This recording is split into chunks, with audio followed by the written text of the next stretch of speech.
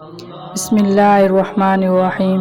حدیث مبارک صلی اللہ علیہ وآلہ وسلم۔ حضرت جابر بن سمرہ رضی اللہ تعالی عنہ سے روایت ہے کہ فرماتے ہیں کہ رسول اللہ صلی اللہ علیہ وسلم نے ارشاد فرمایا، میں اس پتھر کو پہچانتا ہوں کہ جو مکہ مکرمہ میں میرے مبعوث ہونے سے پہلے مجھ پر سلام کیا کرتا تھا۔ حضرت ابو ہریرہ رضی اللہ تعالی عنہ فرماتے ہیں کہ رسول اللہ صلی اللہ علیہ وسلم نے فرمایا، قیامت کے دن میں حضرت آدم کی اولاد کا سردار ہوں گا اور سب سے پہلے میری قبر کھلے گی اور سب سے پہلے میں شفاعت کروں گا اور سب سے پہلے میری شفاعت قبول کی جائے گی۔ سبحان اللہ۔